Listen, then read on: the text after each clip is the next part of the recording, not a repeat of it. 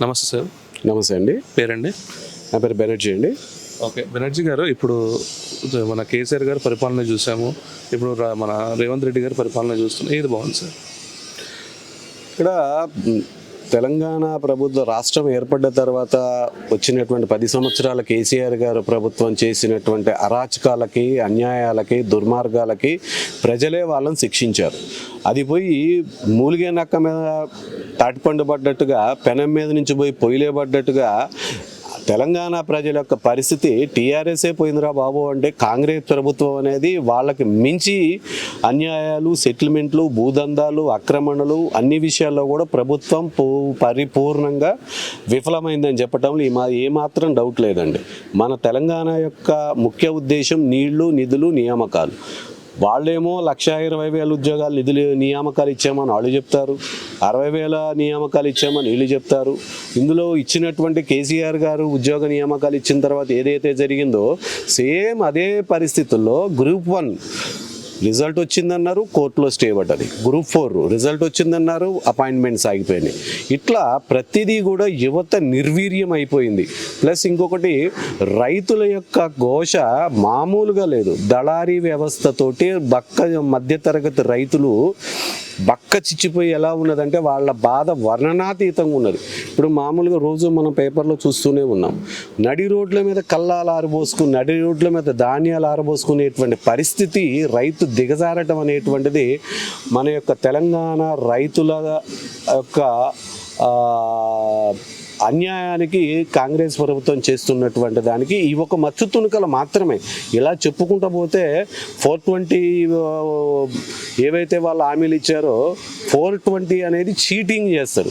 వాళ్ళ మేనిఫెస్టోలోనే ఏదైతే మనకి 420 జరిగిందో, తెలంగాణ ప్రభుత్వాన్ని తెలంగాణ ప్రజలు ఏదో ఉద్ధరిస్తారని ఎన్నుకుంటే అంతకు మించి దోపిడీ జరుగుతూ ఉందని చెప్పడంలో ఏమాత్రం ఆస్కారం లేదండి. ఓకే, ఇప్పుడు మీరు రైతుల గురించి చెప్పారు. మరి రైతులకి ఇప్పుడు వడ్లకి బోనస్ కూడా ఇస్తుంది కదా ఈ గవర్నమెంట్, దీనిపై మీ రియాక్షన్? సార్, బోనస్ ఇస్తున్నామని చెప్తుంటే అసలు రైతుకు పెట్టుబడి సాయం అనేది ఏది? ఇప్పుడు ప్రధానమంత్రి గారు నరేంద్ర మోడీ గారు కిసాన్కి సంబంధించినటువంటిది వాళ్ళకి ఎంతో కొంత సాయం జరుగుతుంది. రైతులకి ఏం జరుగుతుంది? ఇప్పుడు 500 రూపాయల బోనస్ ఇస్తానంటున్నారు. అది దొడ్డు బియ్యానికి ఇస్తున్నారా, సన్న బియ్యానికి ఇస్తున్నారా, దేనికి ఇస్తున్నారా అనేది లేదు. సన్న బియ్యానికి ఇస్తున్నామంటున్నారు. అసలు 70 లక్షల టన్నుల బియ్యము వడ్లు ఉత్పత్తి అవుతున్న తెలంగాణ రాష్ట్రంలో కింటా 7,000 రూపాయలు పెట్టి కొనుక్కునే దౌర్భాగ్యమైన పరిస్థితుల్లో మధ్యతరగతి వాడు అన్నం తినలేని పరిస్థితుల్లో కొంచెం ఏదో సన్నబియ్యం ఇస్తూ ఉన్నారు. ఆ సన్నబియ్యం అనేటువంటిది ఎలా ఉందనేటువంటిది కనపడతానే ఉంది. అది సన్నబియ్యం ఇచ్చారా, పాలిష్ బండ్లు ఇచ్చారా, అసలు ఎంత ప్రొక్యూర్మెంట్ జరుగుతూ ఉంది, దాని మీద ఎంత సిఎంఆర్ జరుగుతూ ఉంది, ఇవన్నీ గత ప్రభుత్వంలో జరిగిన దోపిడీని కవర్ చేసుకుంటా ఇప్పుడు వీళ్ళు సన్నబియ్యం అనేటువంటి ఒక విధానాన్ని తీసుకొచ్చారు. ప్రజలు అనేటువంటి వాడు అన్నము అనేటువంటిది దొరకని పరిస్థితి అన్నపూర్ణగా ఉన్నటువంటి తెలంగాణ రాష్ట్రంలో ఒక మధ్యతరగతి వాడు బియ్యం కొనుక్కొని తన కుటుంబంతో తినలేని పరిస్థితిలో ఉంది. అంటే ఇప్పుడు మీరే కదా ఈ సన్న వడ్లు కూడా, ఈ సన్న రైస్ కూడా మీరే ఇస్తున్నాం అని చెప్పేసి మీ కేంద్ర మంత్రులు చెప్తున్నారు, మీ బీజేపీ కూడా చెప్తుంది.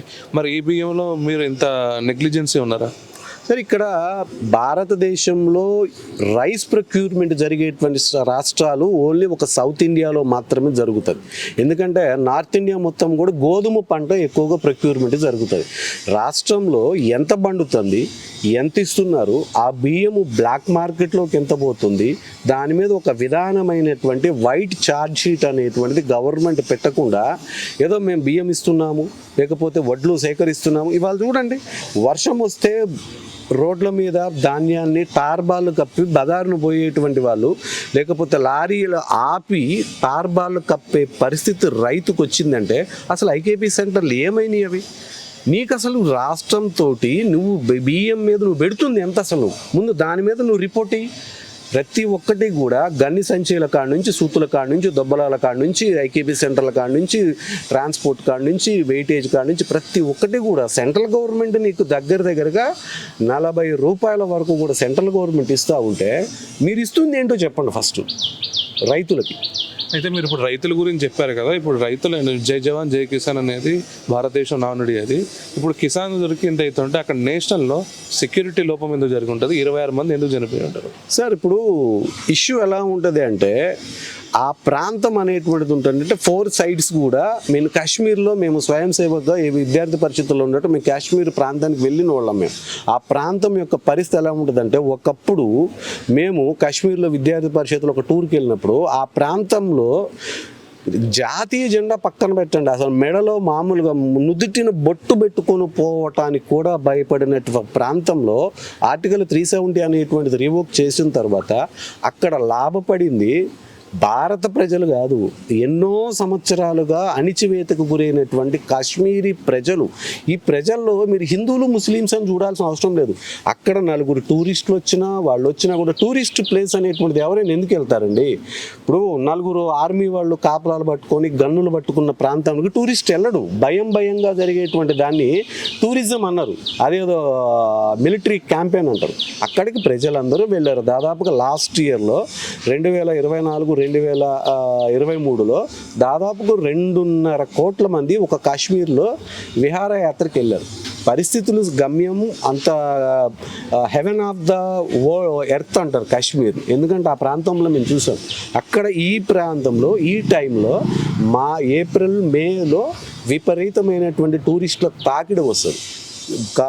Pakistan is a rogue country అని former prime minister deputy prime minister అయినటువంటి అటల్ బిహారీ వాజ్పేయి గారు ప్లస్ అల్కే అద్వానీ గారు చెప్పారు. ఏమని పార్లమెంటు సాక్షిగా చెప్పారు, Pakistan is a rogue country, this is that is a disturbed country అని చెప్పడం జరిగింది. వాళ్ళని వాళ్ళు కాపాడుకోవటానికి వాళ్ళ సస్టైనబిలిటీ కోసం భారతదేశాన్ని అన్సస్టైనబిలిటీ చేయటం కోసం జరిగినటువంటి ఒక పిరికి పంద చర్య. దీనికి తప్పకుండా వాళ్ళు చరిత్రలో జీవితంలో కోలుకోనేటువంటి దెబ్బ తగులుతుంది, ఇందులో ఎటువంటి డౌటు లేదు. ఇక్కడ సెక్యూరిటీ విభాగం వైఫల్యం లేదండి. ఇక్కడ వాళ్ళు ఇంటెన్షనల్గా హిందువుల మీదనే టార్గెట్, ప్యాంట్లు విప్పి వాళ్ళ భార్యలు మంగళసూత్రాలు చూసి బొట్లు చూసి ఇంకా వేరే రకంగా వాళ్ళని చెక్ చేసి మరీ చంపారు అంటే ఇది ఒక మతం మీద జరిగిన దాడిగానే మనం చూడాలి తప్ప దేశం మీద జరిగింది, మతాన్ని వాళ్ళు ఖచ్చితంగా టార్గెటెడ్గా చేస్తున్నారు. ఇక్కడ నష్టపోయింది యాక్చువల్గా కాశ్మీరులో రోజుకి 500 రూపాయల నుంచి 5,000 రూపాయలు సంపాదించేటువంటి ముస్లిం ప్రజలు ఇక్కడ నష్టపోయారు. అంతకుముందు ఎలా ఉండేది, పని ఉండేది కాదు, ఉపాధి ఉండేది కాదు, ఎంపవర్మెంట్ ఉండేది కాదు, ఎంప్లాయ్మెంట్ ఉండేది కాదు. వాళ్ళందరూ కూడా ఇది చేతిలో రాయిబెట్టి కొట్టమని చెప్పి 500 రూపాయలకి స్టోన్ పెల్లెట్స్ని పోగొట్టి 370 ఆర్టికల్ తర్వాత కాశ్మీర్ని వాళ్ళు నరేంద్ర మోడీ గారు ఒక హెవెన్గా తయారు చేస్తున్న దాన్ని డిస్టర్బ్ చేయటం కోసం మాత్రమే జరిగింది. నిఘా వైఫల్యం ఏమీ లేదు.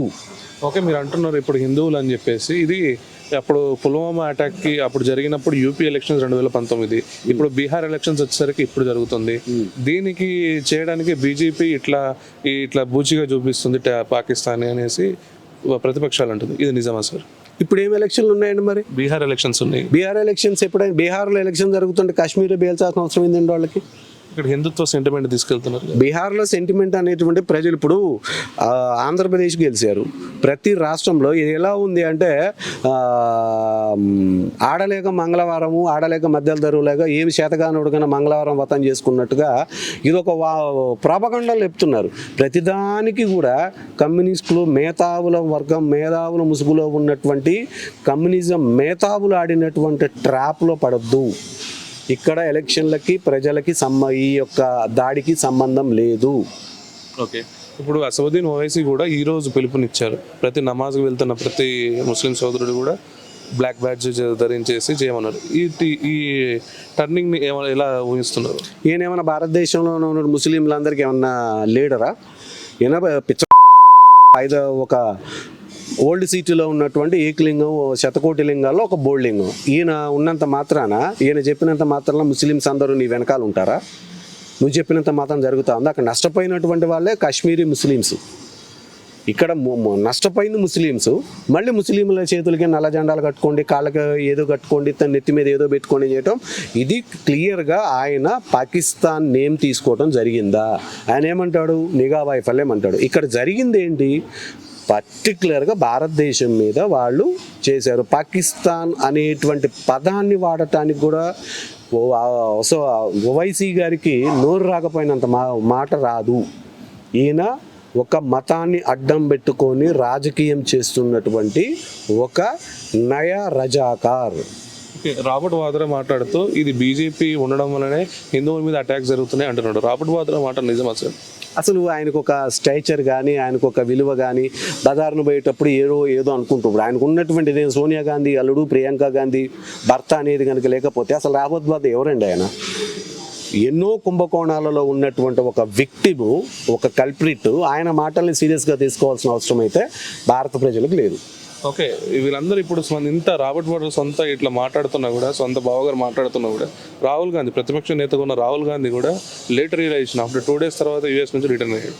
దీన్ని రాహుల్ గాంధీ రియాక్షన్ని ఎట్లా ఊహించుకోవచ్చు? అసలు ఆయన పార్లమెంట్లోనే మాట్లాడిన వ్యక్తి ఇలాంటి బయటకు వచ్చి ఏం మాట్లాడతారండి? ఆయనకు ఒక స్టాండ్ కానీ, ఆయనకు ఒక మామగారు. అక్కడ కాశ్మీర్లో వెళ్ళేసి అక్క తమ్ముళ్ళు ఇద్దరు కలిసి అక్కడ ఆడుకున్నారు కదా కాశ్మీర్లో.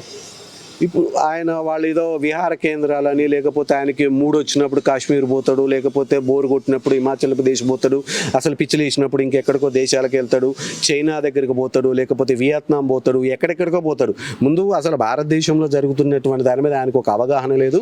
ఆయన ఒక భావి భారత ప్రధానమంత్రిగా అచీవ్మెంట్ అవ్వాలి, గెలవాలి అనుకునేటువంటి వ్యక్తి. భారతదేశంలో జరుగుతున్నటువంటిది జనాలలోకి రండి, జనాలలో ఏది జరుగుతుంది గ్రౌండ్లోకి వచ్చి మీరు జనాల యొక్క హ్యుమానిటీ గ్రౌండ్స్ని ఆలోచించండి. అంతేగాని ఎక్కడో కూర్చొని ట్విట్టర్లో లేకపోతే ఇంకెక్కడో కూర్చొని చెప్పినంత మాత్రాన ఆయన సీరియస్గా, అసలు నేను కాదు ప్రజలు అనేటువంటి వాళ్ళు ఆయన సీరియస్గా తీసుకోరు. Rahul Gandhi is our star campaigner. ఒక రకంగా చెప్పాలంటే భారతీయ జనతా పార్టీకి స్టార్ క్యాంపెయినరే రాహుల్ గాంధీ.